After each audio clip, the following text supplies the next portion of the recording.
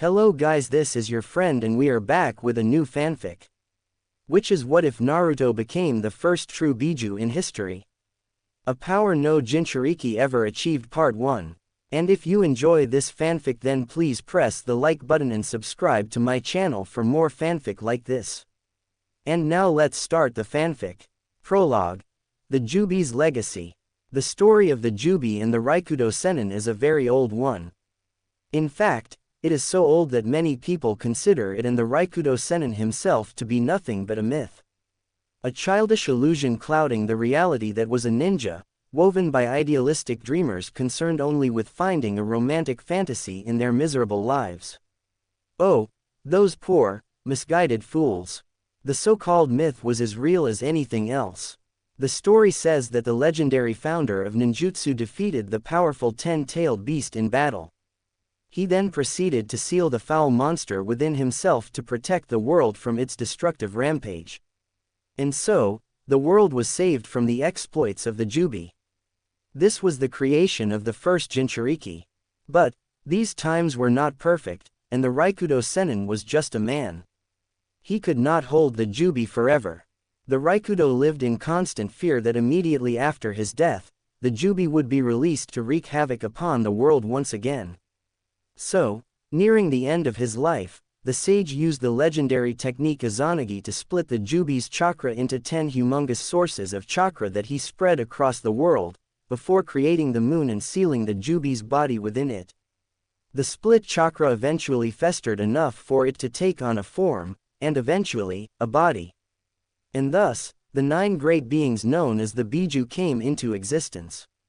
But, only 9 beings. The Raikudo split the Jubi's chakra into 10 pieces. The 10th piece never became a Bijuu. No one knows anything about this extra piece of chakra, much less what happened to make it fail to become a Bijuu. Whatever the case, the chakra just never took on a form, and maybe for that we should be thankful. At the time of its creation, the 10th piece flew across the world, much like the other pieces of the Jubi, before it landed and spread into a particularly dense part of the Hi-no-Kuni's forest. As it arrived in the nearby forest, all forms of life withered before it. Nothing but an expanse of death and decay was around the chakra for about a radius of 100 feet. At that point in time, it should have taken on a form, become a Bijuu just like the rest of its kind, but it didn't. The chakra did not take on a form or a consciousness, and it remained just that, chakra. Pure energy if you will. Energy that soaked into an unknown cave about 50 feet from its landing spot, never to be seen again by human eyes. This is the story of the 10th part of the Jubi. The story of the failed Bijuu. Namikaze Minato had never been through such a turbulent night in his life. It had all started extremely well, with his wife giving birth to their second child, a girl they had named Haruki. After incurring some tremendous success with their first child, Minato and Kushina were confident they could have more kids, with Kyuubi remaining sealed within Kushina completely. And so it had. Kushina had undergone another successful pregnancy, with Kyuubi still remaining sealed within her by using the exact same method when she had given birth to Naruto. That is, being placed in a secure location outside the village and have a barrier erected around the area. When this was done, he would make sure to give Sarutobi Bawako an expensive gift for helping them with 2 births. And so, the Hokage felt his heart warm when he looked upon his daughter for the first time. God, she was beautiful. She had bright, blonde hair, much like himself and Naruto, but it was straight like her mother and of a slightly lighter tint. As she opened her eyes for the first time, he caught a glimpse of her face. It was very much like her mother's, with much more rounded facial features and gray eyes. She's beautiful, isn't she? Said Kushina, as the proud parents began to admire their newborn daughter. Minato half-heartedly put out one of his hands, stopping it 3 feet in front of Haruki's face. The baby stared in confusion up at her father, before she giggled and reached out her arms at him, trying to touch his hand. A small tear ran down the man's face, and he reached out to gently touch his daughter's small hand. But, The happiness he felt from seeing his newborn daughter fell short. That is, when the creepy masked guy somehow got through the barrier and grabbed his daughter, threatening to kill her unless he stepped away from Kushina. That was when his day took a turn for the worse. And a lot of things happened to make it that way. For starters, he was separated from Kushina via exploding tags, which allowed the masked man to capture Kushina and use a fuinjutsu to chain her to a bunch of rocks so he could extract the Kyuubi. The thing that really killed his day was the extract the Kyuubi part. When Minato used his Hiraishin to get to the spot, he was immediately relieved to see Kushina still alive and well. A penchant of her clan's legendary longevity. But he felt a cold dreadness as he glimpsed at the Kyuubi before teleporting away to the place where they had left Haruki. His heart nearly stopped when he teleported into the village to see the Kyuubi rampaging everywhere. What an awful scene. Buildings were in shambles, bodies torn to pieces were thrown all over the streets. He steeled himself at the sight of the Kyuubi goring another shinobi in the distance. He had stopped Kyuubi's attack from hitting him using a space-time technique, but he couldn't stop the masked man from slipping through his guard and use another space-time technique to teleport both of them back to his clan compound. That was where he engaged with the man he learned of to be Uchiha Madara. After a multitude of space-time techniques, by both parties, Minato finally managed to gain the upper hand and strike the elder Uchiha with a full-powered Rasengan. He went in for another attack, this time aiming to wrest the Kyuubi from Madara's control, when a childish voice made him halt. "Daddy." Minato's eyes widened, and he turned away from his injured enemy to see his 2-year-old son standing on the front porch of their compound. He was shaking wildly, tears pouring from his eyes as he saw his father engaged with an opponent. Naruto, gasped Minato. What was going on? Didn't he leave an Anbu in charge of him while his sister was being born? "Daddy," cried Naruto again, as his stubbly toddler legs began running towards his father. "Naruto, don't," yelled Minato, holding his hand out trying to stop him. "Oh, your son, said Madara from the ground, relieved that he still had control over the fox. He weakly got to his feet, a large gaping hole in his cloak and undershirt where the Rasengan had hit earlier. "I've been too injured to continue this fight, so I think I'll let the Kyuubi do the rest of the work." Without allowing Minato to even respond to that, he teleported away back to the main battle. Minato fell to his knees, panting. He would have to rejoin the battle and somehow reseal the Kyuubi. He was just about to get to his feet when he felt a slight tug on the hem of his Hokage robe. His resolution fell when he looked into his son's confused, worried face. "Daddy, what's going on?" the toddler asked. Minato's gaze softened completely, before he placed a tender hand on his son's head. "Oh, nothing, Naruto. Daddy's just having a little problem, is all. But he'll fix it, just like he always. Just go find mommy and stay with her until I'm finished, okay?" Naruto grinned, an eerie likeness to Kushina's smile. "Okay," he chirped happily, before he skipped off back into the house, almost tripping on his own 2 feet. Minato smiled softly as he watched the little boy head back into the house. It was times like these he realized how lucky he actually was. As soon as the boy was out of sight, the Hokage glared, setting a look of determination on his face. And with that, he was gone. Minato thought the fight with Kyuubi and Madara would be the most difficult one he had ever had. That is, until Kushina showed up out of nowhere and used her famous chakra chains to bind herself to the Kyuubi. A now awake Haruki was crying her eyes out, and a frightened Naruto appeared from behind his mother, clutching her kimono tightly. He was looking at his sister for the first time in his life, and wasn't sure if he should feel happiness at that, or fear of the whole dangerous situation.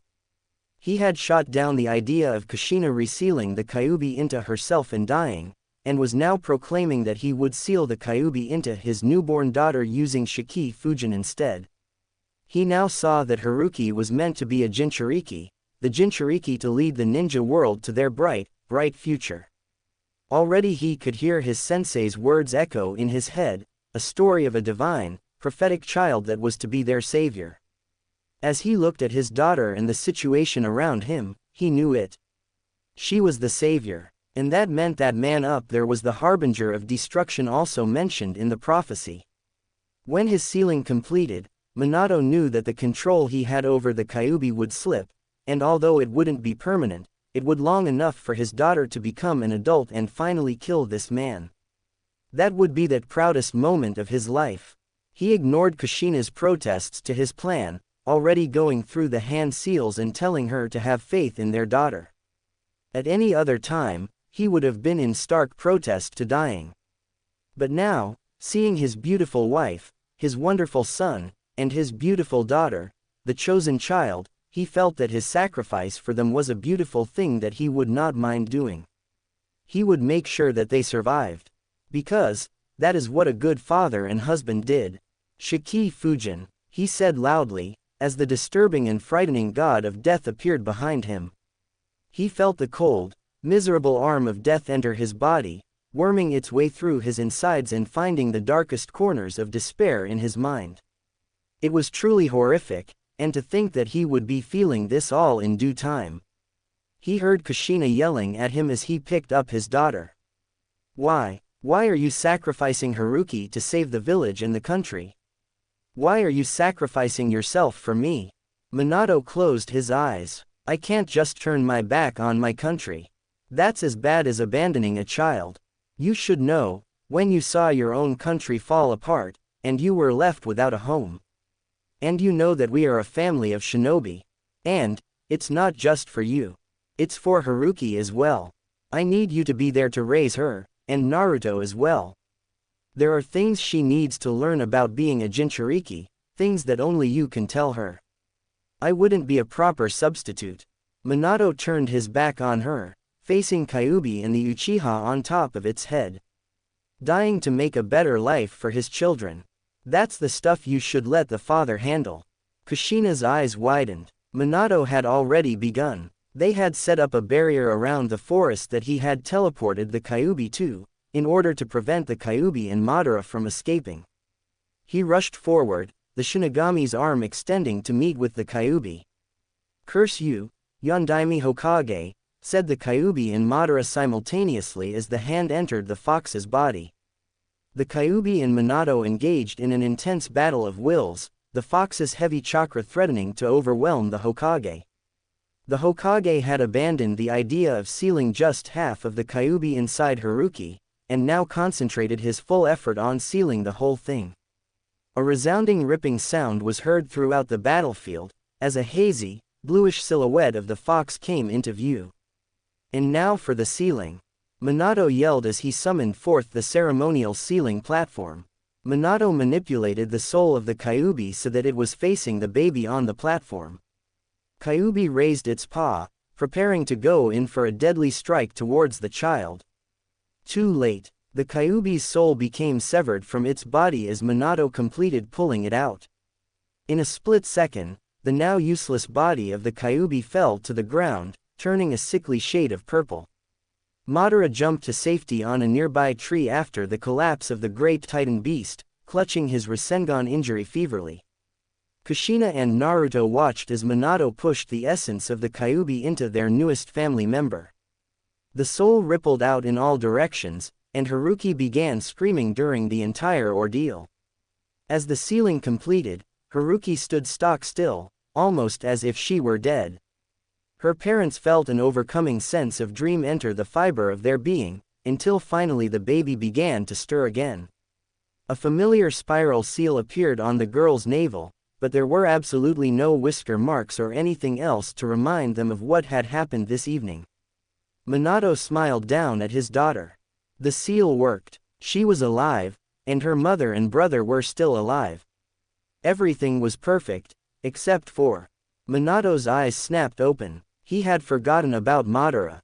And it looked like the Shinigami wasn't going to wait any longer to collect his soul.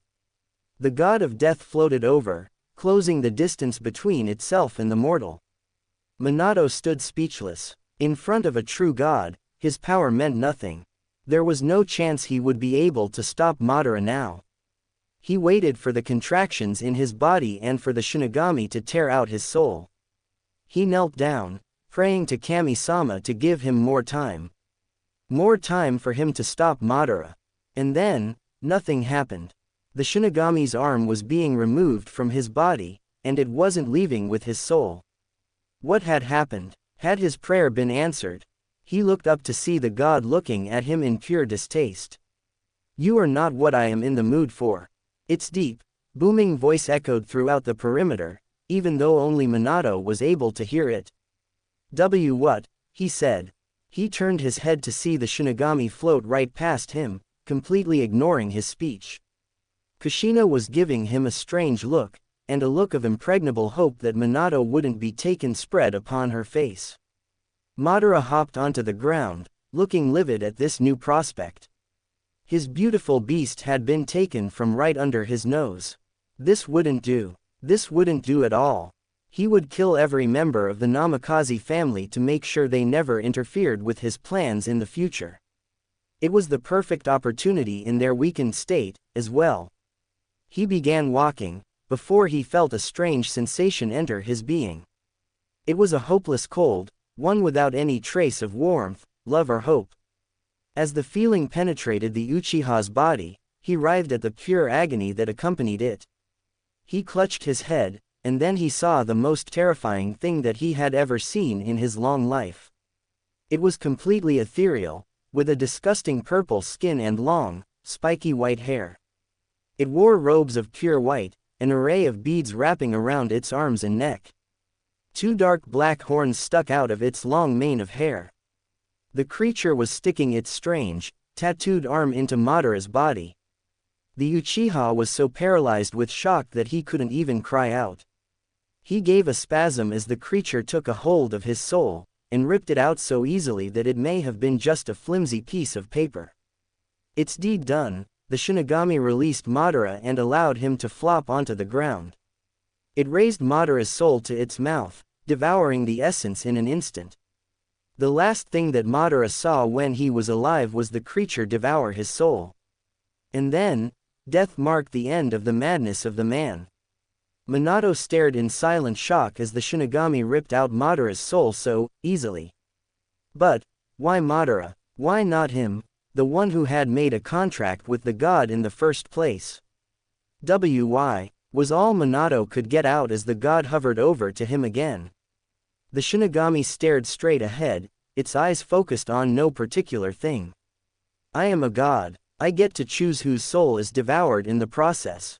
The contract is just a formality, and it actually means nothing. I was simply not in the mood to eating your kind of soul today," said the Shinigami with such finality that you couldn't deny its claim to be true. But, you should count yourself lucky, mortal. You are one of the few who escaped my hold. And now, you get to live another day, and move on to the afterlife in peace. With your family, the god said calmly, as it disappeared from Minato's view.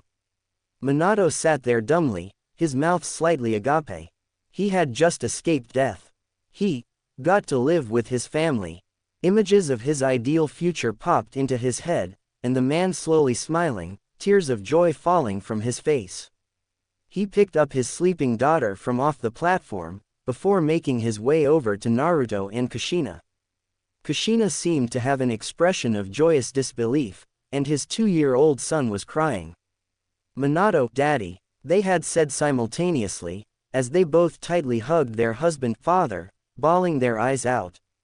Minato hugged them both back, the newest member of their family being at the center of the circle. Minato, please tell me this isn't a dream. Why you're..." Kushina broke off, before she cried even harder in her husband's chest. Minato kissed his wife. "Yes, Kushina, this isn't a dream. I'm alive, and I will not leave you. Our family will continue to live on," he said as Minato himself began to cry. All three of them then turned to the sleeping infant in her father's arms. "And we have our greatest savior right here with us. She will be sure to lead to a new golden age of peace of prosperity." Minato and Kushina both smiled warmly at their newborn daughter, while Naruto adopted a look of wonder as he reached out to touch his new sister, almost wondering if she were real or not. There was one thing that bothered Minato though, and it pertained back to his sensei's speech. Haruki was surely the child of the prophecy, he knew that much. But Madara was dead, he couldn't have been the harbinger of destruction. Minato turned to look at the moon, a faraway look entering his blue eyes. Who was the harbinger of destruction, then? Namikaze Minato was a man who was both practical and idealistic. Any normal man would have a hard time blending both of these aspects, but Minato is no normal man. Where others failed, he shined. He maintained the perfect degree of practicality and idealism in his daily life, never straying from that path while laughing in the faces of those who doubt him.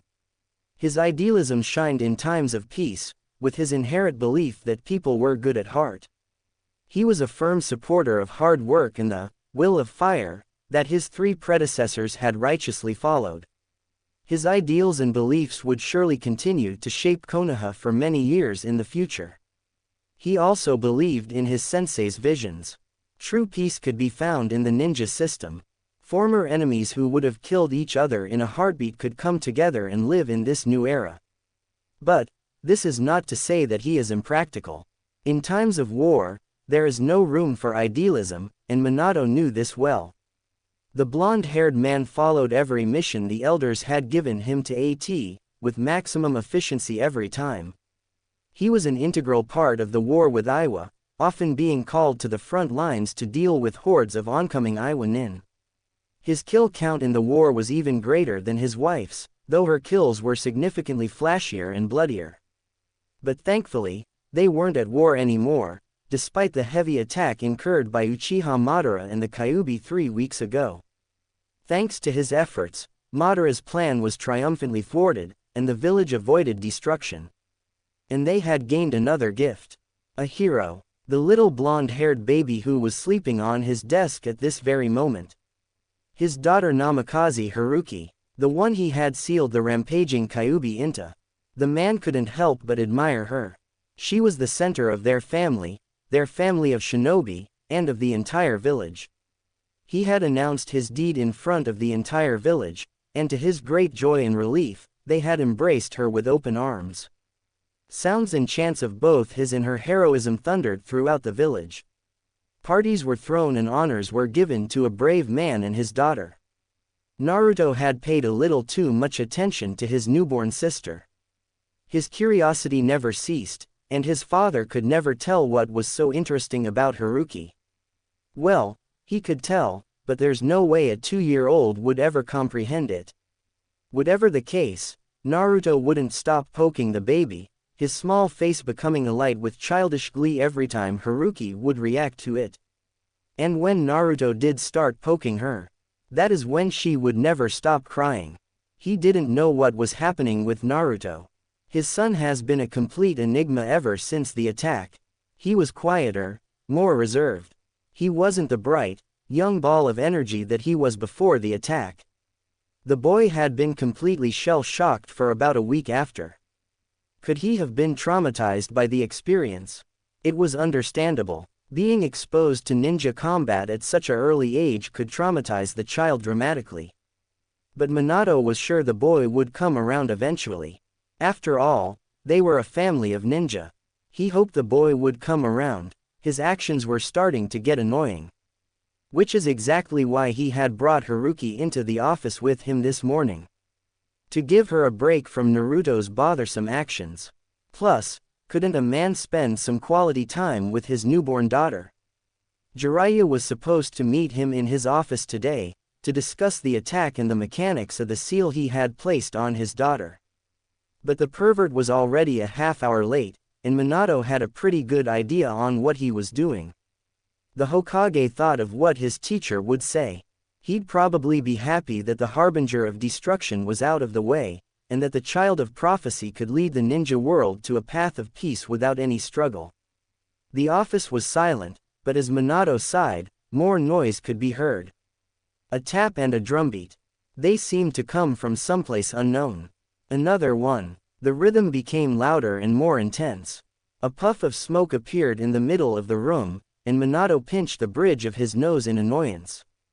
A nauseating smell of what seemed to be a mixture of body odor and perfume came with the smoke. A silhouette of a large man doing a ridiculous dance while singing some high-pitching lyrics was what graced Minato's eyes. Haruki opened her eyes and began to cry loudly, her screams increasing as she viewed the man in the middle.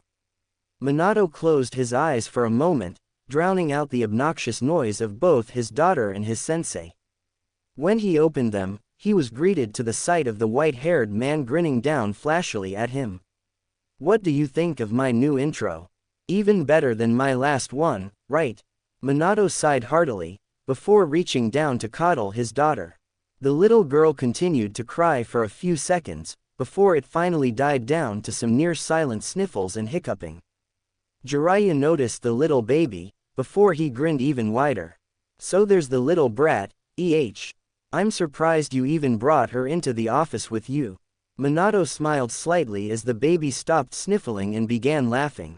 "Well, Naruto wouldn't stop poking her. I had to give her a break from that. Not to mention, she has to meet her new godfather." Minato lifted Haruki's pink flannel shirt to expose her slightly chubby stomach. On the baby's stomach was an intricate black seal, in a spiral pattern surrounded by several strange black markings.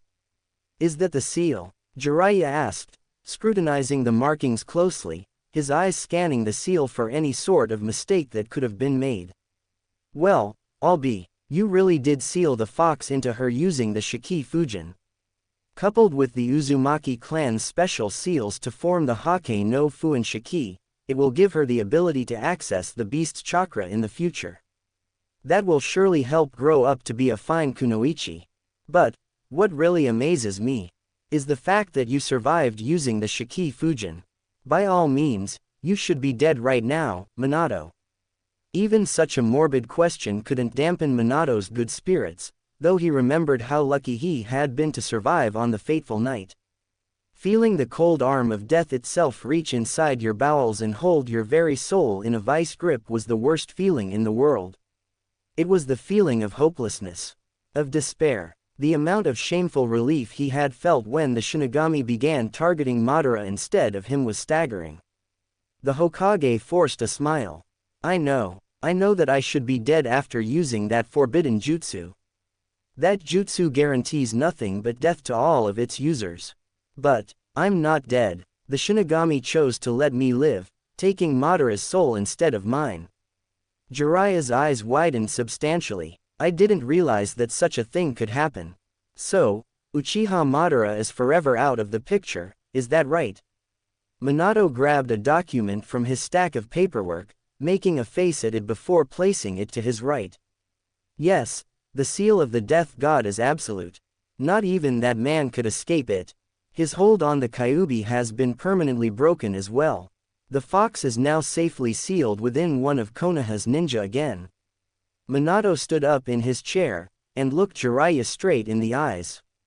"A few months ago, you told me that the masked man, who I later found to be Uchiha Madara, was the harbinger of destruction in the prophecy told by the great toad sage of Mount Myoboku. Haruki is the child of prophecy, the one destined to bring peace to the elemental countries. And if Madara, the harbinger of destruction, is dead, that means that there is no one to oppose the child of prophecy anymore, right?" His voice was nervous, pleading, desperate for the proper answer that should be coming from Jiraiya's mouth. Jiraiya looked at his feet. His student really seemed to have faith in his daughter's abilities. It would be hard to break it to him. The tall man bit his lip, trying to find the words to say to his protege. He suddenly felt sick to his stomach. Minato sealed the Kyuubi into his daughter based on his statements. Granted, the village had taken kindly to it, but it was still quite a burden to carry. "Minato, the great toad sage's prophecy isn't exactly clear-cut. I was simply wagering a guess as to who the child of prophecy and harbinger of destruction were. Based on his deeds, the harbinger of destruction was most likely Uchiha Madara. But I can't be sure. It's a different story with the child of prophecy. All the toad sage said about that was that it would be a student of mine." Jiraiya winced when Minato adopted a frown on his face. The man looked lamely down at his daughter, who was giggling happily up at him. Then, he started, but never finished his sentence. Jiraiya felt even guiltier. And, it's a strong possibility that your daughter isn't the child of prophecy after all. You are obviously going to ask me to teach her, which I will agree to because of my idiotic last hope that she is the child of prophecy. But the main reason your daughter isn't likely to be the child of prophecy is because she is a Jinchuuriki, he explained. Minato glared at his sensei, anger becoming present in his eyes. That's it. That's the reason you believe she won't be able to save this world. Simply because she holds a demon inside of her. Part of my reasoning for sealing the Kyuubi away in her was in the hopes that she'll be able to use its power to protect the ninja world. And now you're telling me she won't be able to do that because of the demon she's supposed to use to protect anyway. Do you think she's a demon too? Yelled the Hokage. Jiraiya said nothing, his face never giving away any noticeable reaction. He was already prepared for that kind of anger from Minato. Minato sat back in his chair, out of breath from his rant. Haruki began crying, her happy mood killed by her father's anger. The Sennin held up his hand, trying to calm Minato. I do not believe Haruki is a demon, nor do I believe that it is her fault that she will not be the child of prophecy. Rather, I believe it is the ninja's world's fault that she can't save them. The Bijuu are weapons used by the hidden villages.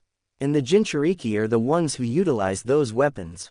As much as I hate to say, no matter how many people accept her, no matter how the village treats her, that fact won't change. Your daughter wields some incredible power, Minato. Power that you yourself want her to use. As long as she becomes a ninja, she will have to use the Kyuubi's power for some unsavory tasks. Jiraiya paused in his speech, to view Minato beginning to breathe heavier. If a war breaks out, the council will put her at the front. As the most important weapon they have. And even you won't be able to override that. And even if war doesn't break out, she will still be involved in high-level missions. In the end, she will be involved in too many deadly and destructive tasks for me to consider her the one who will be the savior of the world, no matter how much I want her to be. Minato shook his head. It's not true. I won't let. He was cut off. You won't let them. That isn't true. You are just one man, Minato, and the council has the power to override you in times of crisis, said Jiraiya, a little firmer than before. It's not true. It's not. She's the center of our family. She has to be the child of prophecy. If she isn't, why did I seal the Kyuubi in her in the first place? She's not just some weapon, she's my daughter. I won't let them use her as a weapon for their own benefit. As soon as he stopped, Jiraiya grabbed Minato by the shoulders and slammed him against the wall forcefully. Listen to me, Minato. You're the Hokage. You can't just sit here with your finger up your and delude yourself that your daughter is the child of prophecy, because chances are she will not be. The best thing to do is help your daughter become a real ninja, instead of the child of prophecy. The council will want to use her eventually, that fact is absolute. But, what better way to help her have a happy life than to let your daughter take after you, rather than forcing this child of prophecy bullshit on her? Jiraiya said, inches away from Minato's face. Minato pushed his sensei away lightly. No, I'll protect her from the council. If she can't be the child of prophecy, she'll become Hokage at the very least. I will personally see to that. If I name her my successor, the council will be unable to interfere any longer. Then, we'll truly see if she is the child of prophecy or not. Jiraiya banged his fists on the desk. Goddamn it, Minato. What will it take for you to listen to me? Becoming Hokage is fair enough, but you can't proclaim her the child of prophecy when she clearly isn't. What will you do if she fails? Minato sat back in desk, a smug look upon his face. This conversation is over. I will not turn her over to the council. She will be her own ninja, and she will not be trained by you. She will be trained by me and Kushina. Jiraiya frowned, Still looking unsatisfied by this answer, he stoutly turned around and opened the door to the office. I hope you know what you're doing, Minato. Minato watched the white-haired man shut the door quietly behind him, before he turned to look down at his daughter, who was still sniffling from the conflict that transpired in the room. Minato forced a grin onto his face at the sight of his daughter, gently stroking her cheek to soothe her. You are going to be the best shinobi I have ever seen before. I promise. Kushina sighed, as she tried to get her son to move. Ever since the attack, he hadn't been doing much of anything except poking his sister. He was quieter too, and the loud, vibrant toddler from before seemed like almost a mystery. There was no doubt that he had been traumatized by the events that had taken place not too long ago. She could understand. Viewing lethal combat at the mere age of 2 could be traumatic. She was worried about him, that was for sure. They were a family of shinobi, which meant that Naruto would definitely become one in the future, but she didn't see how he would. The boy was absolutely tiny for his age, and if he remained traumatized by combat, he would never become a successful ninja. His chakra reserves were abysmal, and despite not knowing how much control he had over them, she knew very well that it would make no difference. She thought back to her daughter. The baby had enormous chakra reserves for a newborn, courtesy of the Kyuubi. Coupled with her former Bijuu sealed inside, Haruki was perfect for being a ninja. But, did that mean that they could ignore Naruto in favor of Haruki?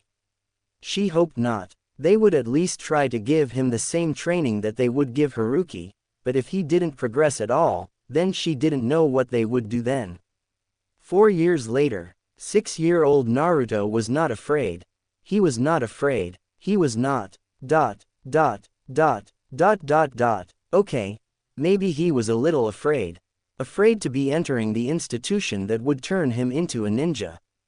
His father was a ninja, the Hokage in fact. His mother was a ninja as well, and second only to his father himself. Even his 4-year-old sister was being trained as a ninja. So, wouldn't it be rather obvious that he would become a ninja as well? He stared up at the building. This school where future shinobi meant to serve Konoha are trained. His parents had decided to enroll him in the academy a year early, and Naruto had been dreading this day for months. His mother basically had to drag him out of bed so she could accompany him on his first day of school. The boy bit his lip, before latching himself around his mother's midsection. Kushina grinned as she felt her son wrap his arms around her stomach and grip her flak jacket tightly. He buried his head into the coarse material, refusing to look at the building again. Kushina pried his small arms off of her, bending down to grasp her son's shoulders. Now, Naru-kun, it's not as bad as it looks. The Ninja Academy can be a fun place, and the academy instructors will be sure to help you if you are having difficulties, his mother comforted him. For some reason, it didn't ease Naruto's anxiety in the slightest. He didn't care about that. He was more concerned that he was going to become a ninja. In a few years, having experiences like that 4 years ago would become an everyday occurrence for him. He shook himself free of those thoughts. He didn't want to think about that. Do you have to go, Ka-san? Naruto asked. Kushina smiled lightly at him. You'll be fine, Naru-kun. Just hold your head up high and don't let anyone push you around. Inwardly, the woman was slightly worried for her son. He showed a lack of zeal for being a ninja. He was still the same timid boy from 4 years, proving that he never truly got over his early experience. She would have to see how he adjusted to the academy. Bending down, Kushina kissed her son on the cheek before disappeared in a puff of smoke. Naruto stared blankly at the spot where his mother once was, before nervously turning around to face the building yet again. He looked down at his schedule to see he had the room 2A, with some teacher named Yumino Iruka. Around him, he vaguely noticed the other kids saying goodbye to their parents and started eagerly shuffling into the building. He heard the bell ring suddenly as he entered the academy, the blaring noise startling him. No, he couldn't be late on his first day. The boy began to run through the halls, his small legs not letting him go very fast. His classroom was at the very edge of the academy, so it was a good 3 minutes before he finally reached the door. He could hear his teacher talking through the door, something about how they were going to proudly represent Konoha, and that they should study their hardest. He didn't really pay that much attention. He turned the doorknob slightly, and all eyes turned on him as he entered the room cautiously. The teacher looked at him expressionlessly, but he could practically feel the taunts and jeers of his classmates, even if they didn't say anything. He knew why. He was a year younger, and he was small and skinny, standing at only 3 feet tall. Not to mention he was the Hokage's son. All around the village, he knew the people criticized him. They said he was much too short and scrawny to be the Hokage's son. They took much kinder to his sister, who was healthy and tall for her age. She also didn't reject his parents' training. He just didn't get it. Why would anyone want special treatment?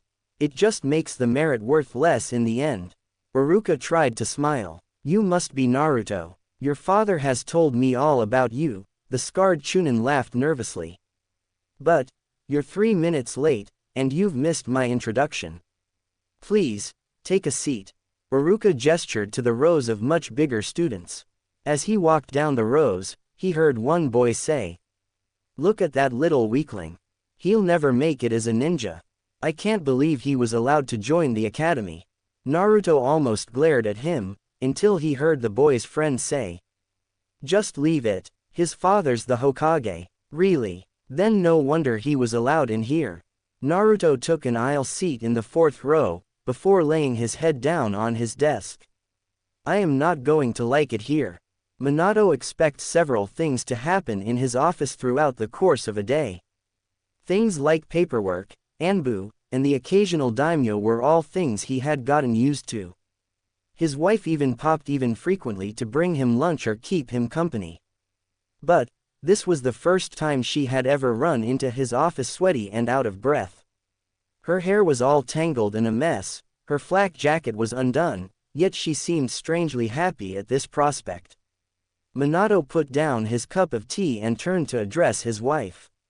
"Kushina, what's wrong?" he asked. Kushina said nothing, and simply walked over to his desk, throwing paperwork off so she could see her husband in full view. "Kushina," Minato asked when her face was mere inches from his own. "Minato," she started, looking at the questioning expression on her husband's face. A big cheesy Uzumaki grin settled onto her face. "I'm pregnant." As soon as Naruto took that seat in the 4th row, he was immediately wishing that the clock would tick faster. Yet, much to his chagrin, the clock only seemed to move slower than ever before. It was tantamount to how much he would hate it here. Iruka wasn't done talking just yet, and now he was going over the many rules and regulations of Ninja Academy. Naruto absent-mindedly noticed this, but the boy was able to shrug these off quite nicely, as if he wasn't one to be affected by such things. He didn't think he'd be getting into very much trouble at this place, anyway.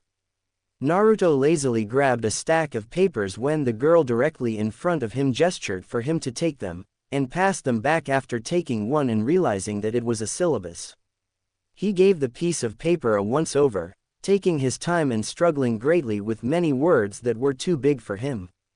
As he finished reading the syllabus, the one thing that really stood out and bothered him about the information was the pure leniency they had against fights. It said that fighting would not be condoned, but it didn't mention any punishment that would be associated with it. It didn't state anything like this in words, but Naruto's mind was basically working out this: you're going to be ninja, so you'll have to get used to combat. Which was partially true, by the way, though the Ninja Academy shouldn't be condoning the use of fighting against those who will be your comrades. The Ninja Academy was already proving to be a rat hole, with boys that seemed to harass him every chance they got, and the lenient punishment system. Iruka was talking again, going over something about their lesson plan for the day. They would begin with the history of Konoha, along with some basic weapon identification, and then they would break for lunch afterwards. He slumped his head down on the desk, but couldn't do that for longer than 5 minutes without Iruka yelling and throwing chalk that hit him painfully in the head. Naruto would then sit back up, and much to his embarrassment, would show off his small, slightly pudgy body and a confused look on his face. The other kids in the room would laugh uproariously at his stupidity, the boys from before having extra mocking jeers on their faces. Iruka would shriek at him to sit up straight and listen, but Naruto couldn't sit up fully straight without having his feet dangle in midair, which made for a very uncomfortable positioning during the long lectures.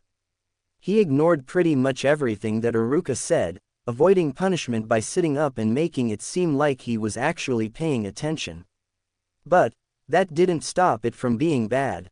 He felt the stares of those boys for every second he was in the classroom, their fierce eyes burning into his skin deeper and deeper. After what seemed like eons, the clock finally reached the allotted time and the bell rang to confirm the class's lunch time. But Naruto wasn't so sure he was looking forward to it. It meant that he would have to spend time with his peers, which was a thought that troubled him greatly. Before that, the authority of the sensei and the classroom had held them back, but now, they had no such restrictions. The other students seemed to fly from their desks, eager to eat their food and talk to their friends. But not Naruto. The small boy waited for all the other kids to file out of the class, and it wasn't until Iruka-sensei was sitting at his desk grading papers that Naruto swung his stubbly legs out of the desk and began walking awkwardly towards the door. Iruka, who had previously so immersed in his paperwork, finally looked up when he heard the door open for one last time. The very young Chunin put down his papers, and smiled brightly at the young Namikaze. Naruto, on the other hand, wished he could have melted away on the spot. "Oh, Naruto, I almost didn't see you leave. Your father personally dropped by the academy earlier to drop off your paperwork. Great man, he is. The finest Hokage we've ever had, I believe. I'm sure you're excited to follow in your father's footsteps, aren't you? Though, you'll never make it unless you pay attention in class." Iruka laughed heartily, never giving off the impression that he too had trouble in the academy. Naruto lifted his head, but didn't turn around to face his teacher. A slight tinge of red entered the boy's cheeks. He wanted to correct his teacher's mistake, but for some reason, he couldn't. "Yes," muttered the boy with an air of finality, as he wandered out of the door. At lunch, Naruto watched as the other kids sat and played amongst themselves, trading foods and laughing on the playground. He, on the other hand, sat on a small bench to the right of the main area, quietly eating his lunch. Due to the rest of his family being ramen fanatics, it was hard to find anything that wasn't the stuff. But he had managed to scrounge up a simple ham sandwich and an apple for his first day at the academy. He wouldn't be caught dead carrying the abomination that was ramen, as Naruto vehemently loathed that tainted substance. The taste, the texture, the smell, they all drove his crazy. He wanted to puke at the mere sight of the poison, but due to the fact that he was around it so much, he guessed he had built up a sort of immunity to it. A small smile came onto his face as he remembered that Haruki had cried for an hour when she had spilled her ramen one day, but the memory was cut off as he saw a large, to him, shadow fully enter his vision. Naruto looked up, a voice in his mind telling him that this wasn't going to end well. Standing directly in front of him were 3 boys, the same ones that whispered those insults at him during class. Naruto folded back into the bench, trying to appear as small as possible under the sneers of the much larger boys. The boy in the middle, who seemed to be their leader despite being the smallest, had a few choice words to say about the young Namikaze. "Hey, you're the Namikaze kid, Hokage-sama's son, aren't you? Being from that family, I wondered what kind of super child prodigy would be joining the academy, but it turns out you're just some scrawny little kid unworthy to be a ninja." The bully raised his fist, and brought it straight down onto Naruto's cheek. The 6-year-old gasped in pain, before being hurled from the bench to on the grass. His food was ripped from his hands, and made a nice decoration all over his clothes. He reached up to his face, feeling the scuff mark that the bully's fist had created. Naruto didn't have time to take any sort of counteraction, and he was immediately afterwards lifted from the ground by his collar, locking eye contact with the bully and dangling almost a foot off the ground. The bully continued, "My dad spent his entire life working hard to become a great ninja, and you couldn't imagine how proud he was to learn that I was capable of becoming a ninja. It's a lot different from you, who is only here in the first place because you're Hokage-sama's kid. A spoiled brat who doesn't deserve the Namikaze name." The bully roared. Naruto turned his head, trying to hide the fear in his eyes as the other two kids began cracking their knuckles threateningly. The leader bully dropped Naruto onto the ground roughly, and began to imitate his lackeys. They hovered over Naruto like menacing giants, with an evil glint in their eyes and their fists outstretched. Naruto attempted to shield his face with his arms, but it did next to nothing against the fierce onslaught that was to come. "Just stay calm. Nothing happened to me during school today," Naruto muttered to himself. The boy managed to avoid a severe beatdown, but couldn't avoid numerous bruises, as well as a few cuts on the face and a swollen lip. He was currently standing outside his house, the Namikaze compound, considering his father refused to live in the Hokage mansion. Regardless, the building was still one of the biggest buildings in the village, dwarfed only by the Hokage mansion and the Hyuga compound. Naruto especially thought it was a bit overkill, since only 4 people, not including their Anbu guards, lived in the estate. Speaking of which, there were 2 of them right now outside the entrance, their masks not giving away their true feelings. He didn't know if they had noticed him yet, but if they did, they didn't seem to mind that he was doing nothing more than linger outside the entrance to his house. The 6-year-old straightened his posture so it didn't look like he was hunched over in pain.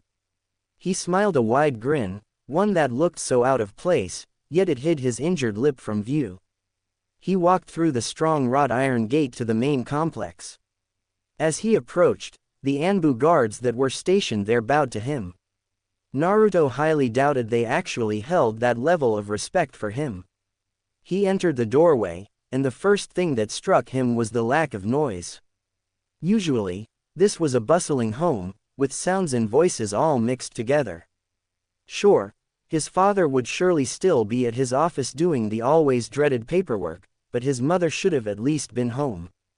The small boy entered the main living room, and noticed the extra Anbu guards all over the grounds outside of the house. But his mother and the usual servants were nowhere to be seen. He supposed the servants had retreated to their section of the compound for now, but where was his mother? He stared off into space, not knowing what to think, that he didn't even notice a strange-shaped object heading straight towards him. The thing smacked him on the face, eliciting a high-pitched grunting noise from Naruto's mouth. The object fell towards the ground immediately, and Naruto reached down to pick it up. It was a large teddy bear, worn a little with age but not old enough to be considered an antique. "Ha ha ha, I gotcha, Oni-chan." Naruto recognized the voice immediately, placing down the teddy bear to look at his sister.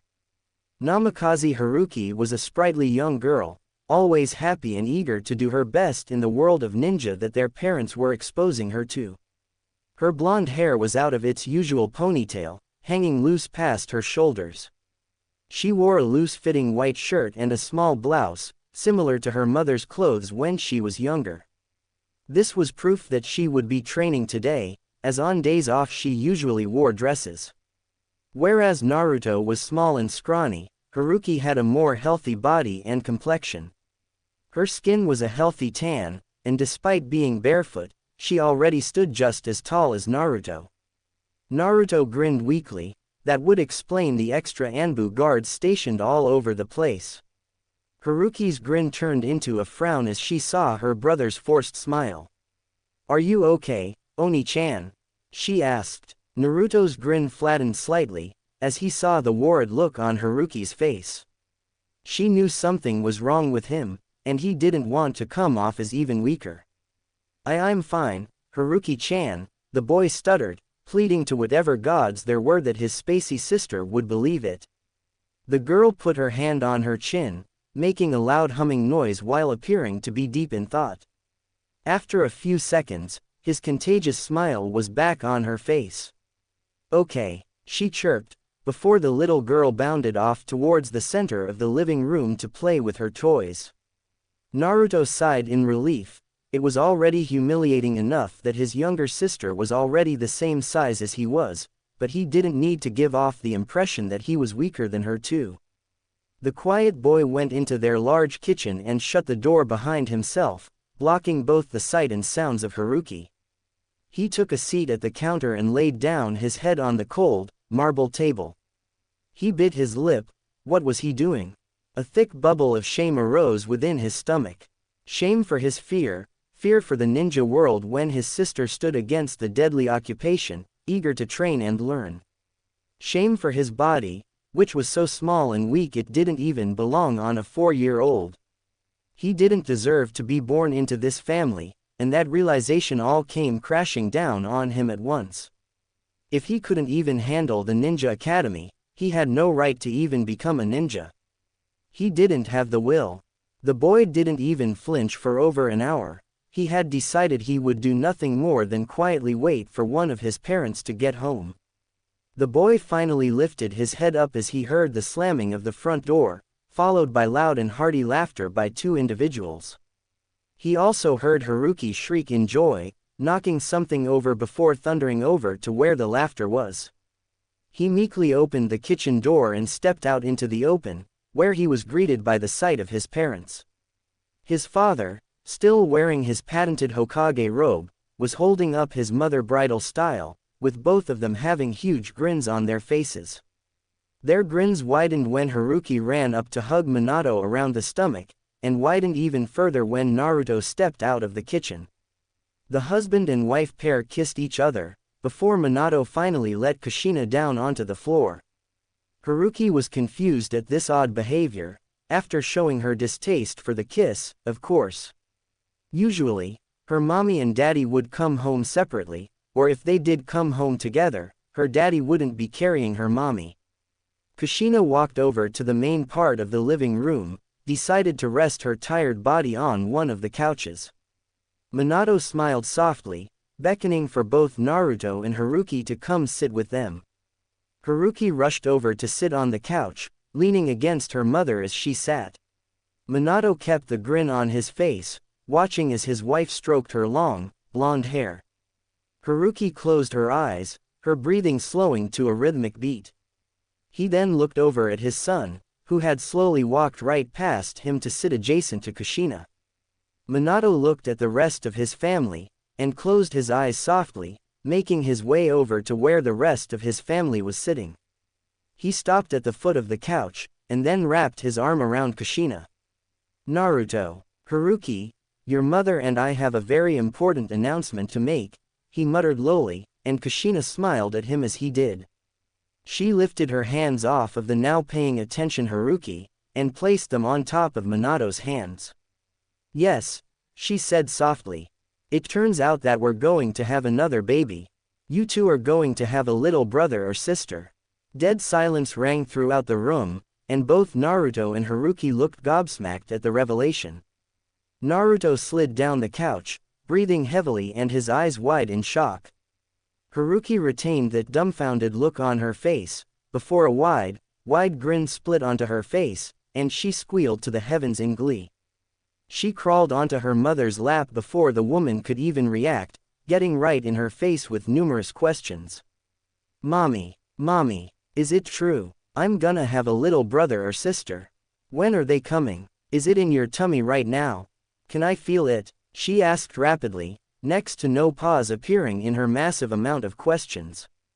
Kushina laughed. Yes, dear, he's in my tummy right now, and he should appear in about 8 months or so, she answered, and Haruki whined in disappointment.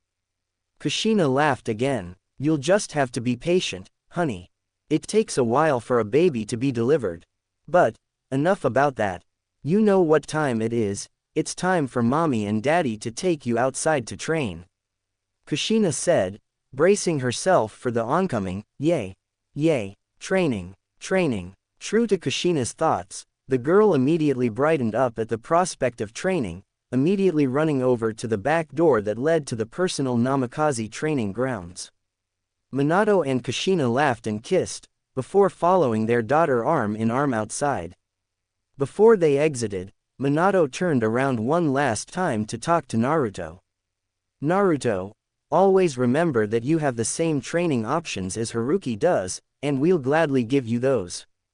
We can start right now if you want, Minato said, his voice significantly more subdued.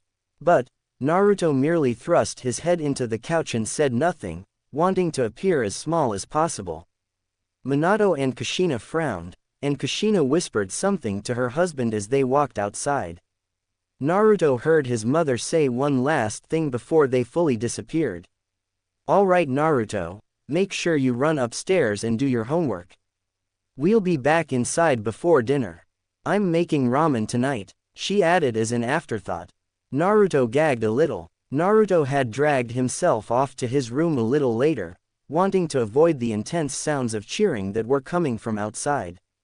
He threw his backpack over to the side as soon as he entered his room and, to his great annoyance, he could see his sister and parents going over a whole bunch of taijutsu stances through the window.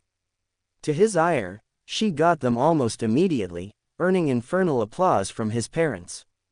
He slumped down on his bed. He didn't know why he was thinking that way about his sister. It wasn't her fault that he was afraid of being a ninja, but the whole thing was just plain infuriating to live through. He arose from his bed after a couple minutes, deciding to go into the house's study to avoid dwelling on this too much. He picked up his homework, some continuation of the basic weapon identification they had gone over this morning. He didn't quite understand it, and Naruto figured that there would be valuable information on it in the study. He grabbed his utensils and paper, and headed out down the hallway, apologizing as he accidentally bumped into one of the maids. The study was at the very end of the mansion, past his parents' bedroom. It was a comforting room, with its rustic wooden floors and walls. Numerous shelves held many books on almost every subject imaginable, a direct result of his father being the most powerful man in the village. He heard one last shriek from Haruki, before he shut the door behind him and blocked out all noise. His brain was throbbing from all the stress, and he didn't want to have any more issues to deal with. "Easy Naruto. This is the study, it's quiet and away from any problems. I can take my time in here and calm myself slowly. Just find a book on ninja weapons and I can get this over with already," he thought. He placed his materials down on his father's study desk, and began browsing through the wide variety of books available on the shelves. He shuffled through a book on Kaden Jutsu, before he finally found a book similar to what he was looking for. But the book next to it is what dragged his attention from it. It was a gold-bound tome, complete with ornate writing and design. It fell greatly out of place with the rest of the books in there, with their simple design and worn-out covering. But this one, it looked very old, but seemed to carry its age well. He traced his finger across the gold title along the spine of the book, feeling a sort of connection with the words. "The 9 Bijuu," he sounded out the title, and it felt smooth and right coming out of his mouth. He looked around to see whether anyone was watching, before greedily snatched the book from his case and hurrying back to the desk. He slammed the book down on the wood, and it practically seemed to open by itself. It landed directly on the introduction, and despite his eagerness to read it, Naruto hesitated. He didn't know why, but this book gave off a bad vibe. Like the information held within this tome was something he didn't want to know. Nevertheless, curiosity stained Naruto's conscience long enough, and as soon as he read the first word, the small boy couldn't stop. He read through the words at a slow rate, morbidly fascinated by the beings described in these pages. And, as soon as he finished the introduction and flipped the page, he was greeting to a fairly lifelike drawing of a large, distended yellow tanuki, ugly, blue veins coursing through the creature's entire body. It was drawn standing in a forest, its wide mouth opened in an expression of drunken glee. Several trees were being crushed underneath the creature's massive body weight. There was a caption with a title at the bottom of the page, one that read, Ikibi. And so, Naruto read about the Ikibi, the Nibi, the Sanbi, the Yonbi, and he was halfway through reading about the Gobi when his mother called him for dinner. After a long, unpleasant dinner, Naruto was back in his room, reading the precious material that seemed to captivate him. He read through the rest of the Gobi section, then about the Rokubi, Nanabi, and Hachibi. But, as he came across the picture of the last Bijuu, the great fox Kyuubi, he froze. He dropped the book on the floor, its page being strewn in the wind. He clutched his head in agony, whimpering slightly as all the repressed memories came swarming back to him. There was barely anything that Naruto had remembered at that fateful night, yet he remained traumatized over the years. All he remembered was an orange-masked man and 9 long swishing tendrils. But now, that terrible picture of the evil 9-tailed fox made him remember more. More specifically, the fox itself. He remembered it, in all its fearsome glory, outside the village of his home. Its devastating attacks ripped through everything in sight. He remembered hiding behind his mother, as his father rushed to engage the beast in mortal combat. He remembered the fear he had felt that time. All of it. Naruto gave a big lurch, and fell onto the ground with a loud thud, as all the horrible memories came back to him at once. He had landed next to the book, and Naruto's mind screamed at him not to read any more. But, despite all his reluctance, the boy couldn't keep away. He read through all of the Kyuubi section, becoming more and more horrified with every passing word. This was the beast that was considering a natural disaster, one that no mortal man could defeat. He turned the last page to the Kyuubi section, breathing heavily but still noticing that there was more. The epilogue section covered some more minor details, and as soon as Naruto closed the book, he felt sick to his stomach. He struggled to his feet, looking out the window as he placed the book on his bed. There was a full moon out tonight, and the book mentioned something about the Ikibi being the most active during it. If there are things like that out there in the world, then I definitely don't want to become a ninja. Naruto whispered to himself. There was more to the book that had bothered him than the Kyuubi. The fact that the epilogue had mentioned that these beings were often sealed into humans that could use their power. These humans, that always became ninja, were called Jinchuuriki. And the second thing, the epilogue had also made mention of a jubi, but beyond that single word, there had not been a shred of information about what that was.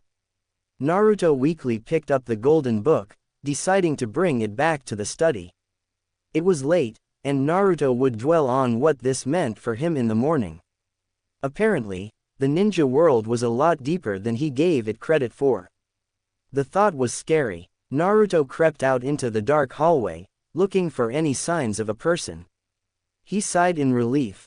The servants as well as Haruki had already gone to bed, and the only light came from a cracked door near the end of the large house. That was his parents' room. He crept over the entrance of the study, which was in fact right next to his parents' room. He knew they could sense a chakra signature, or something, but he prayed that they weren't able to now. He waited outside the door for a while, knowing that if he turned the knob to the study door, then he would be giving himself away to highly capable ninja like them. 15 minutes, and his parents still hadn't gone to bed. He rested his head in his lap, but shook awake when he heard his father mutter something. He strained his ears to hear, and was able to pick up on what his father was saying. But he wasn't sure he wanted to. Don't know what we're going to do with him. He doesn't even want to be a ninja. Naruto heard, and he already knew they were talking about him. I don't know if he's even capable of even becoming one.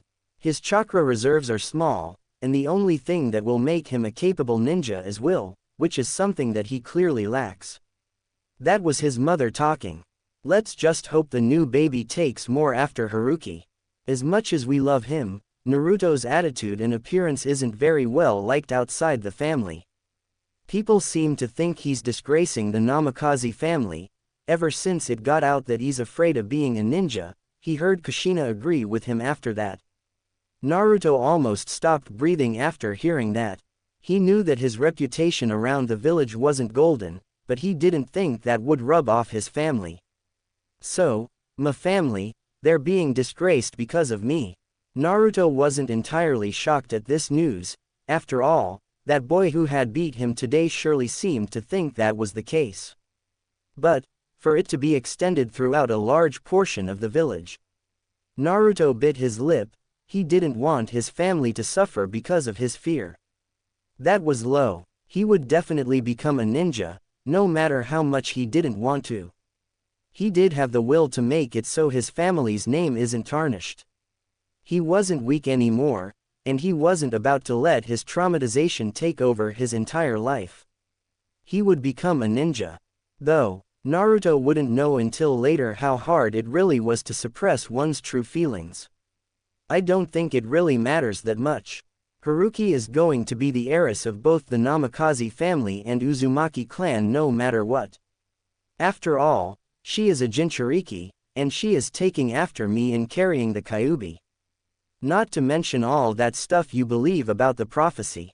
Naruto slapped his hand over his mouth, in order to prevent himself from gasping. Haruki was the Jinchuuriki of the Kyuubi. What's more, his mother was the previous Jinchuuriki of it. What the hell? Minato seemed to agree with him, sealing the finality of the statement. His sister was the Jinchuuriki of the Fox, and she was destined to become the heiress of the two clans. No matter what he did, that fact would never change. The lights finally turned off, signifying that his parents had gone to sleep.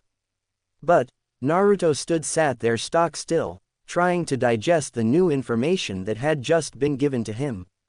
Naruto didn't know why he had never learned about his sister's burden.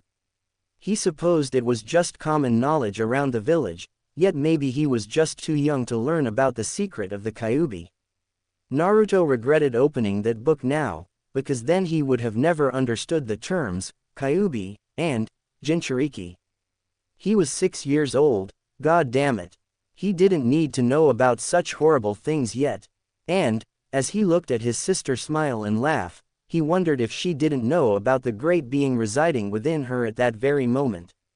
The whole discovery made him view his sister in a different light. It wasn't anything like hatred, or that he believed Haruki was the fox. No, it was a different kind of feeling. A stranger feeling. Was it jealousy? Naruto didn't know, but why would he feel jealous that his sister held such a terrible being? The thought confused him greatly, sort of like as if he weren't acting like himself. Maybe it was because of that one thing, that one little thing that Haruki didn't even choose for herself, that her life was so great. People around the village treated her like a god, he realized. She was surrounded by two loving parents who would do anything for her. She had never been sick in her life, and to top it all off she was now the heiress to the family even though it was his birthright. There was also that slight bit of fear now, knowing that if she ever called upon that power she could crush him in an instant, no matter how great of a ninja he became. God, he was pathetic, being afraid of his baby sister. But, he had resolved to become a ninja after what he had heard in his parents' bedroom, but nothing seemed to be paying off for him. He didn't feel any stronger or more skilled, while his sister seemed to be advancing in leaps and bounds under his parents' tutelage. He supposed it was because of his parents, but even if he did resolve to become a ninja, by no means did he want any special treatment. It would just mean that he had good teachers, and didn't do any of this himself. No one else his age seemed to be afraid of his sister, Naruto noted, but he doubted they knew what was inside of her. Even today, when all of her friends were over for her 5th birthday party, they laughed and played with her, oblivious to what was on the inside. He had retreated away from the group of 4- and 5-year-olds soon after they had arrived. His mother, now heavily pregnant, supervised the group of children with several other parents, and hadn't even noticed him slip away from the crowd. Haruki on the other hand was having the time of her life. She had received several nice presents from her family and friends, including one nice surprise from Jiraiya, who had told her that he would help her parents with training her when she became a genin.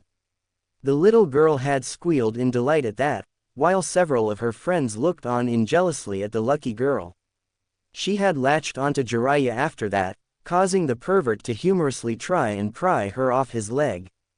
"Come on, everyone, let's go outside and play ninja," the girl exclaimed as she finished opening her presents. The other kids cheered, following their friend out to the back door. The adults laughed as they saw lazy Nara Shikamaru unenthusiastically walk outside last. Minato, who had just come back from the kitchen with refreshments for the adults, nearly dropped them as he saw his little daughter bound outside with all her friends. "Wait, Haruki," he called out to her, thrusting out a hand as soon as he put the beverages down on the table. "There's one more special surprise you need to be told," he yelled as she passed through the door. "It can wait, Daddy. I wanna play ninja now."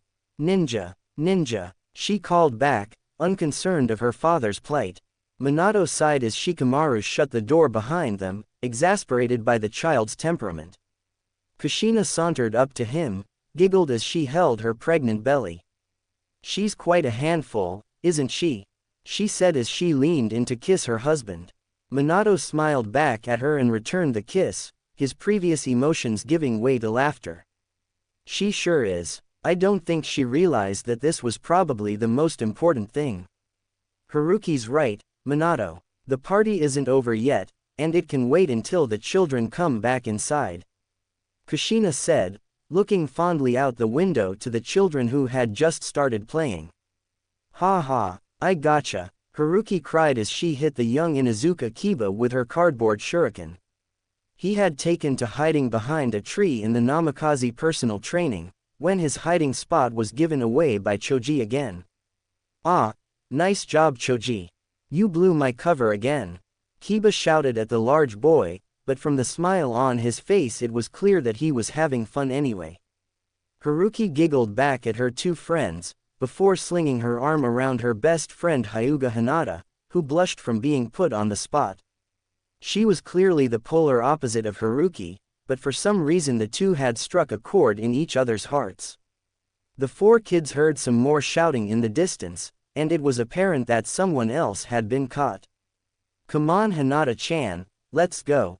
We're definitely going to catch more people, and won't let the others outdo us," she shouted and was about to leave the three of them in the dust. "Hey, look," Kiba said suddenly, stopping Haruki from going somewhere else. There, on the second floor of the Namikaze mansion, visible from the third window from the left, was a small, blonde-haired boy, slightly shrouded by the window's curtains. Haruki turned to see where Kiba was pointed, a glazed look in her eyes appearing. "Oni-chan," she said distantly. Over the past few months, she had noticed that her brother was becoming more and more distant, and quite frankly, the thought made her very sad. Naruto seemed to notice that they were staring at him, and he quickly ducked out of view. "It's your weird brother, Haruki," said Kiba bluntly, laughing a little at the thought of the young blonde's personality. Her friends usually tried to avoid talking about her brother, as they knew what reaction it stirred from Haruki. Kiba was a different case, however. Haruki glared at him weakly for his barbed insult of her brother. "I've never seen him before," commented Choji. Kiba snickered, knowing exactly the reason.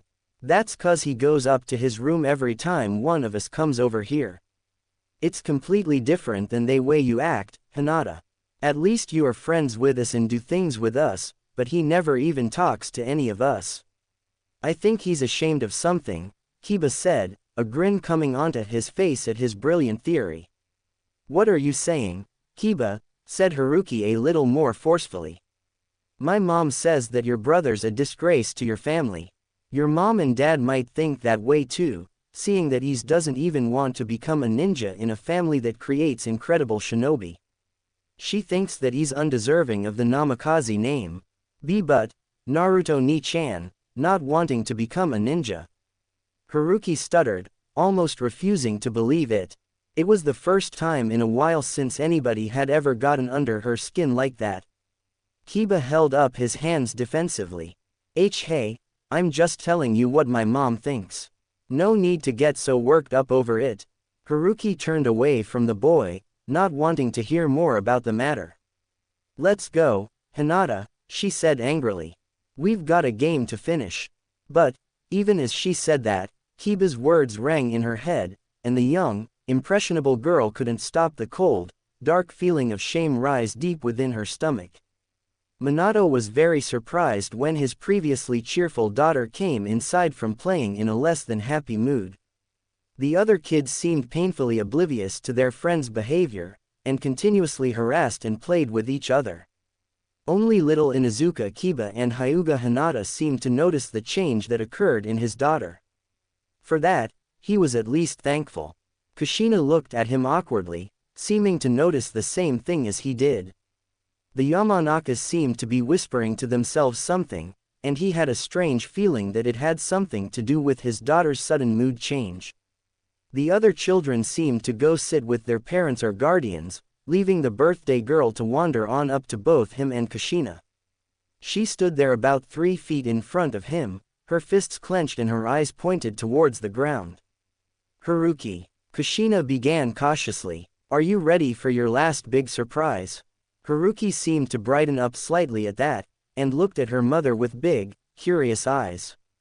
Well, I think it's best to let your father explain this to you, Kushina said, passing the buck off to her husband. Minato bent down to her knees, placing his hand on top of his daughter's head fondly. The little girl closed her eyes and smiled lightly as she enjoyed the feel of her father's strong, warm hand on her head. Minato grinned widely, feeling such immense pride in her. Haruki, ever since your brother entered the academy a year early, I believe it's necessary for it to become a tradition in this household. And, while you may have noticed that Naruto isn't exactly, inclined to become a ninja. Haruki felt like a stone was just dropped into her stomach. I believe you'll have a much greater disposition, and fare much better as a ninja than your brother. Minato felt slightly awkward at such a blatant show of favoritism, and even Haruki seemed to notice that there was something wrong. He had expected his daughter to be beaming at him right now, but instead he saw that the girl's cheeks were slightly flushed, and she seemed tense. Minato stood to his full height, adopted the fake persona of the stern, yet benevolent Hokage. Namikaze Haruki, by order of the village of Konohagakure, I have hereby enrolled you in the academy so that you may study the art of the ninja and serve this village to the best of your ability. Minato couldn't keep a smile off his face as he saw his daughter's look of wonder grow. From directly upstairs, out of sight, a small figure watched the parents cheer and the children throw fits of jealousy, and all that he could do was scowl. Weeks passed by as the academy got out for the year, leaving Naruto to stay at home on break. While before Naruto saw Haruki in a new light, it was also that Haruki saw Naruto in a new light. She never forgot the words Kiba had spoken to her at the birthday party, but every time she saw her brother's face, she had to ask herself whether he really was bringing shame upon their family. Some days she hated him, but on most days she just felt sorry for him. He hadn't looked like he had improved a single bit in his first year at the academy. It was truly pitiful. She was beginning to lose faith in him. Haruki did in fact love her brother, and the days when he was on break from the academy, he wasn't as surly, and he didn't retreat out of sight. He would go up to their mother every night and listen to her belly, which was an action that made the pregnant woman smile.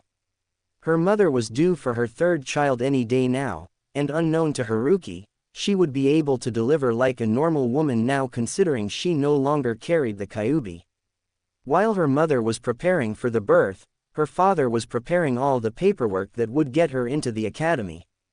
It wasn't that difficult of a process, since he was the Hokage and had total power when it came to the military of the village.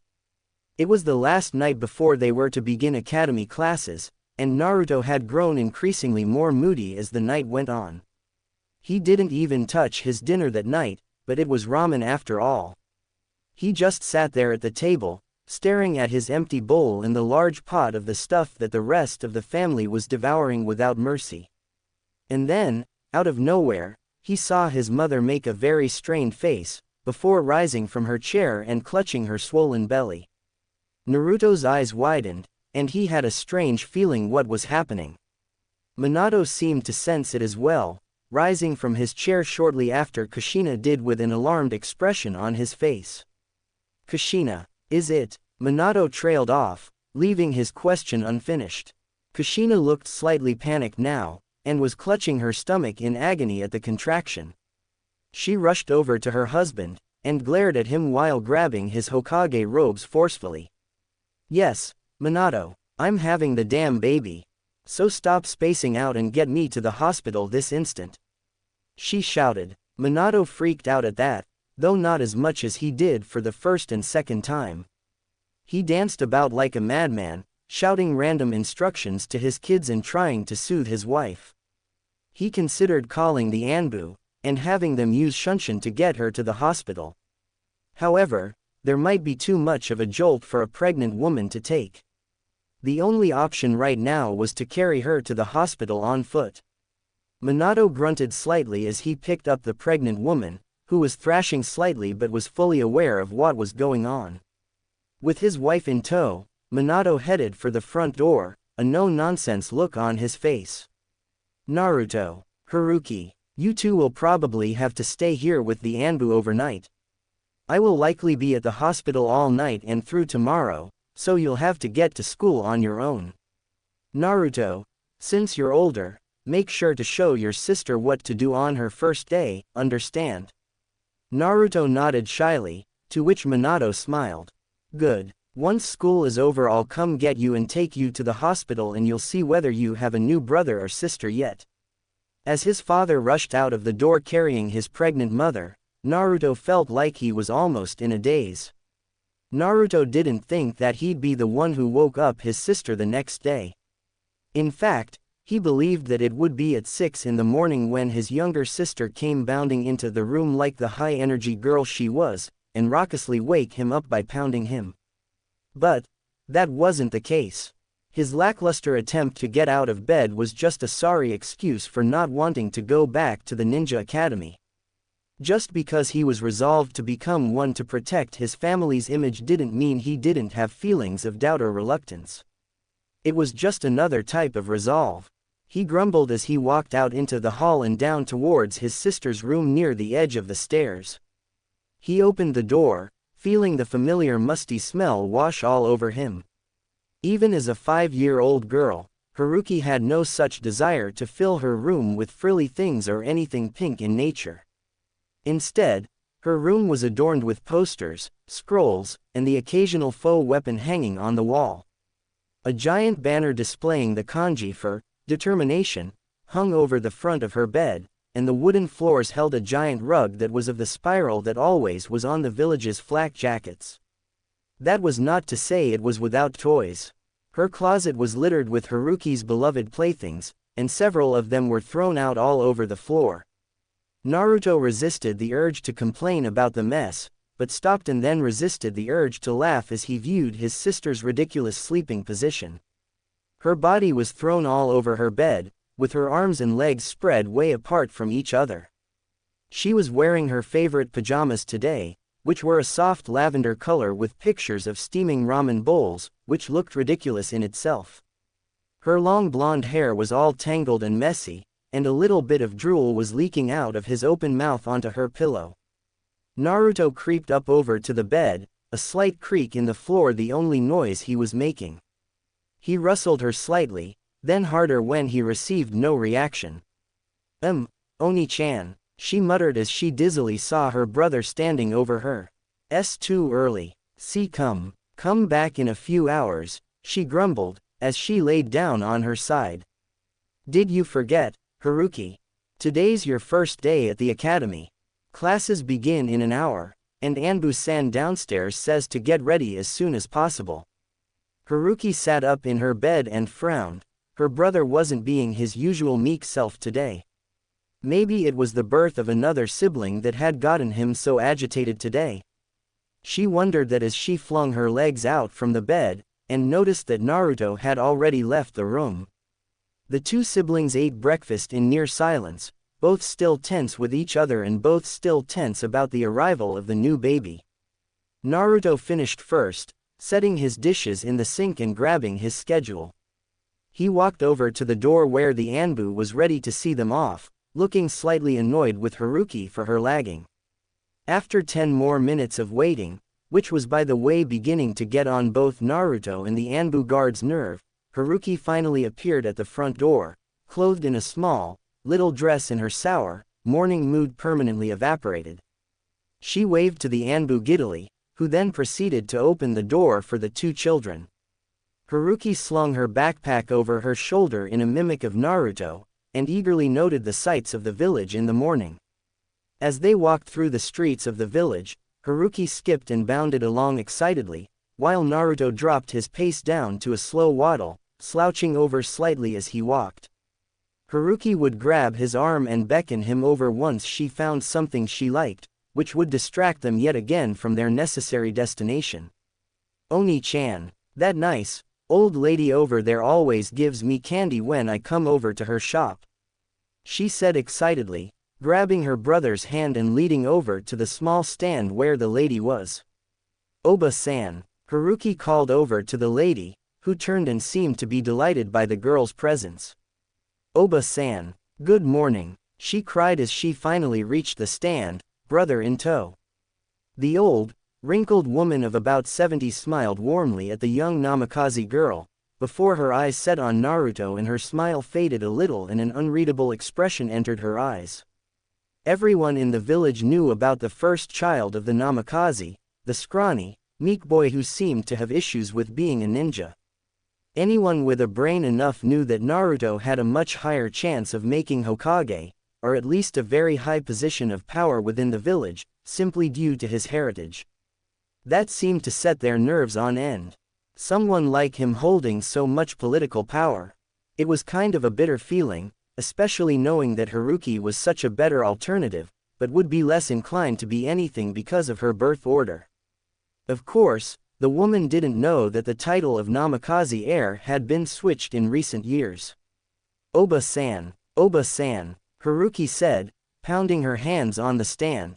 This is my Ni-chan. Have you met him before? She asked. The old woman turned a slightly frosty gaze on the young girl, which threw the girl for a loop as the old woman was usually so amiable. No. We haven't met before, Haruki-chan. Though I know who the first child of Hokage-sama is, she said. Haruki frowned, and stopped beating her hands against the wood. She didn't like the tone of voice the elderly woman was taking, and all it seemed to do was perfectly validate Kiba's earlier words about her brother. She wasn't a good reader of emotions, but damned if she didn't realize that that woman had a problem with her brother. The awkward situation wasn't progressing well, so Haruki grabbed her brother's hand again and led him away from the stand. The old lady called out to her about free candy, but Haruki just ignored her. As they walked through town over to the academy, Haruki pointed out more people who seemed to look away when they spotted Naruto, or people who began whispering under their breath. An angry blush formed on her cheeks as she began to pick up speed, becoming more and more embarrassed about this the further they got into town. Naruto seemed to be feeling awkward about it as well, and he avoided her gaze when she turned back to look at him. As they entered the academy grounds, Naruto sighed in relief when he realized they weren't late, and parents escorting their children stood outside the building surrounded by a few academy instructors, chatting with them about their child's education. But that relief changed to panic as he saw all of the academy instructors and students file into the building, while the parents said goodbye to each other and went off to do their daily business. No, we're gonna be late, cried Naruto as he broke free of his sister's grip, and began running towards the school. Haruki followed closely behind him, surprised at his sudden behavior. The 5-year-old girl followed closely behind him, easily catching up to him as he approached the building. The two siblings marched through the grass, but sitting on the stairs up to the building were 3 people that Naruto didn't want to see. The 3 bullies, who had repeatedly abused his last year, were all sitting on the steps ditching class, and apparently very pleased as they all laid their eyes on him. Naruto backed up a little bit, trying to avoid a confrontation, but as he took a step back as the three groupies began to stand up. "Who are they?" asked Haruki subtly, righteous getting a bad feeling from those three much bigger boys. "Bad people," said Naruto simply. "Get out of here, Haruki. I don't want you getting caught up with them too. Just run away and come back in a few minutes to see if it's clear," instructed Naruto. But Haruki didn't move. She simply stood there, eyes fixated on the three bullies, refusing to listen to her brother's words. "Go," shouted Naruto. Too late. "Who's this, Namikaze? Your new girlfriend?" came the obnoxious voice of the leader bully. After hearing one of the most cliché greetings by a bully ever, the two Namikazes realized how big of trouble that they were in. "She's not my girlfriend, Toji. She's my sister, and she's starting her first day at the academy." Toji scrutinized the young girl, then looked at Naruto, and then at Haruki again. After a few quick once-overs, the big 8-year-old seemed to hold in his laughter for a moment, before it evolved into a full-blown laugh fest. "Ha ha ha ha. That's rich." Toji laughed. Guys, take a close look at these two and tell me what you notice." He wheezed heavily, before going back to more laughter. The other two bullies squinted stupidly as they looked at the two nervous Namikazes, before they too burst out into peals of heavy laughter. Toji laughed even harder when he realized his friends had gotten it too. Namikaze," he pointed at Naruto in between laughter. "That girl is your younger sister." He paused to allow more laughter. "And looks bigger and stronger than you do." Ha ha ha ha. Toji collapsed onto the ground. Both Naruto and Haruki were seething in rage. "You're an even bigger wimp than I thought." Naruto's eye began to twitch, and Haruki stared in awe as an attitude she had never seen before in him began to occur. Maybe all the emotional stress of handling these jerks was finally getting to him. Something in Naruto seemed to crack, and Naruto calmly yet eerily walked slowly over to where Toji was kneeled over in laughter. He cast as big a shadow as he could over the larger boy, who was still paralyzed from laughter. He might never get another chance like this again, it was now or never. He raised his fist in the air, breathing out of his mouth in pure rage. After what seemed like an eternity, the young brought it down on the much larger boy. The fist connected with the bully's cheek, and all the laughter was propelled out of his system as soon as he felt the forceful blow. Toji was knocked back slightly by Naruto's punch, and his face connected with the ground with an audible pounding noise. Haruki had her mouth open at the scene. Naruto was never this aggressive. She didn't know what had gotten into him. "Toji!" The other two bullies cried simultaneously as they watched their leader get pounded. Unfortunately, however, the lead bully was far from unconscious, and his previous laughter gave way to cold, piercing anger as he got to his feet and wiped the small snuff mark off his face. "Namikaze!" the bully roared, hoisting Naruto up by the collar of his shirt and holding him at arm's length. Naruto was beginning to seriously regret his moment of impulse, considering Toji was much more proficient in taijutsu than he was. Haruki heard a sickening crack as Naruto fell to the ground after receiving a much more devastating punch than the one he had given.